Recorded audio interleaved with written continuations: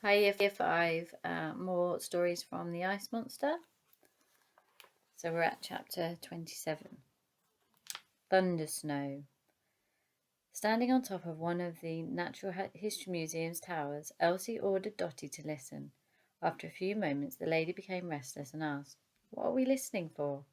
"Silence," replied the girl. "It's quite hard to hear that." "Shh!" chided Elsie. "Listen, the birds in the trees have gone quiet." "You're right," replied Dotty.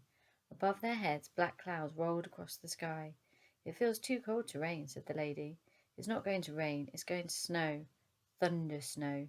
You get to know this stuff when you don't have a roof over your head." Thunder snow?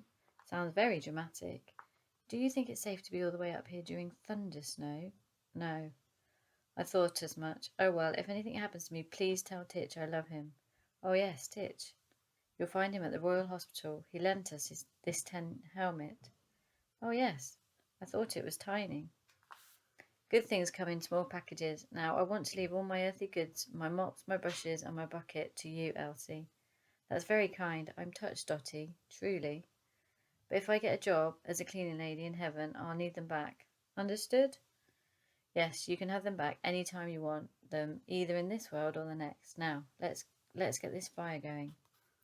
They turned their attention to the homemade hot air balloon, which they had assembled by following the professor's instructions. After a few attempts, they got the wood in the drum burning.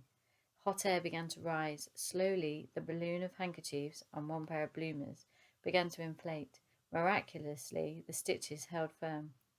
The multicoloured globe grew and grew until it looked big enough to take Dotty's not inconsiderable weight. Can you see that? Elsie turned to Dotty. "Now, when I tug on the copper wire 3 times, that means the other end is stuck right in the mammoth's heart." "The mammoth's?" "Yes." There wasn't time to correct her, so Elsie ploughed on. "Then, and only then, should you launch the balloon into the air. Understand?" "Yes, 3 times," Dotty nodded. Boom! Thunder echoed across the sky. To the side of the tower was a narrow chimney pipe. It wasn't much wider than a dinner plate. Elsie breathed out all the air she had inside her and lowered herself feet first down the chimney. "See you at the bottom," she called up. "Aren't you forgetting something?" asked Dotty. Elsie looked up at the lady, confused. "The wire? Oh yes, that would be useful," said Elsie. "You're as daft as I am," chuckled Dotty. She held out the end of the wire and Elsie placed it in her mouth before disappearing down into the darkness. The girl's hands and feet frantically searched the sides for nooks and crevices to hold on to. Eventually she could see a tiny square of light beneath her. It was the fireplace that opened into the museum's director's office. "Squawk!" "Ah!" screamed the girl. Something was attacking her. Feathers, a beak, talons. A bird! It must have been nesting in the chimney stack. The creature seemed as frightened as she was. Both were flailing around in a desperate attempt to survive. In all the commotion, Elsie began sliding down at speed. "Ah!" she cried. Chapter 28. A Giant Catapult.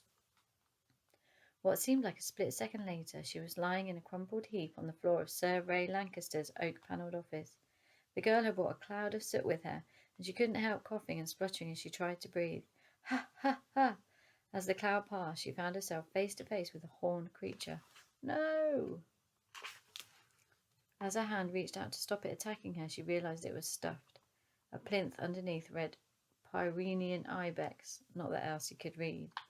The girl scrambled to her feet. Although everything hurt, she hadn't broken any bones.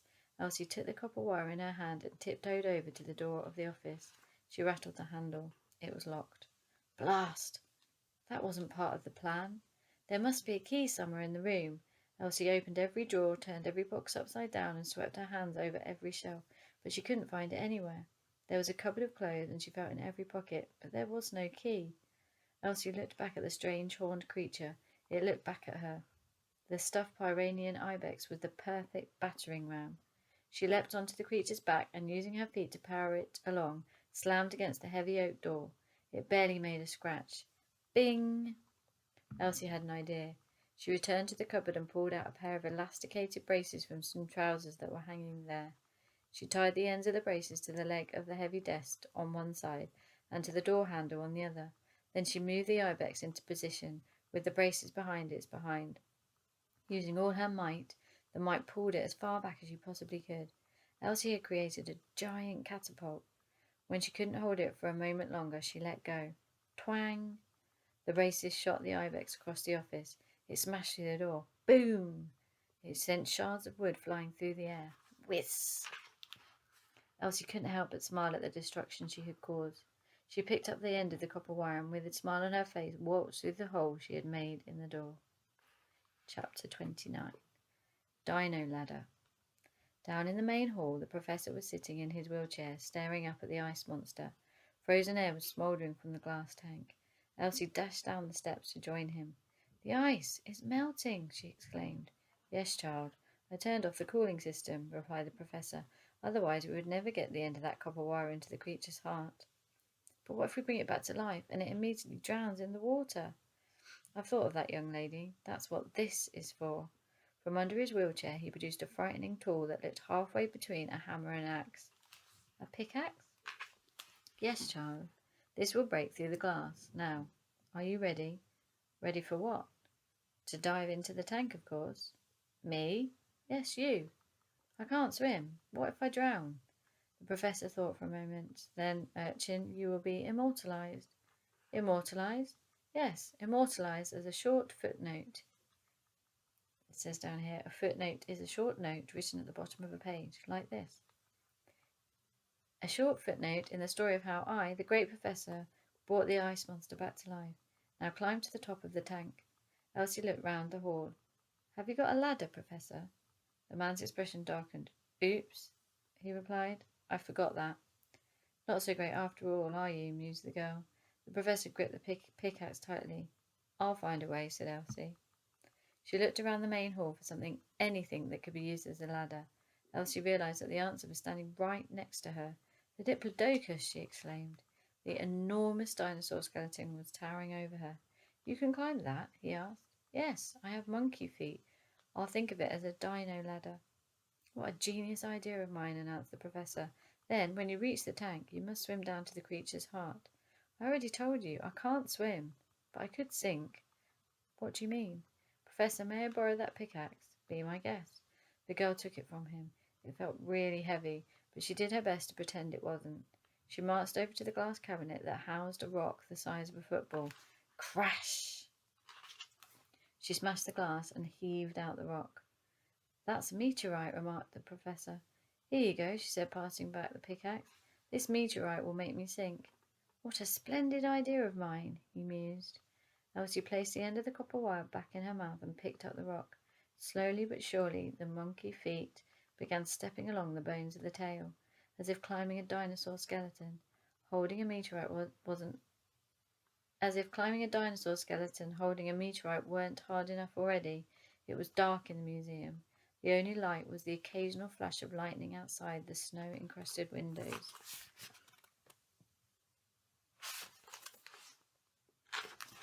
"Quickly," ordered the professor. "We're going to lose the lightning."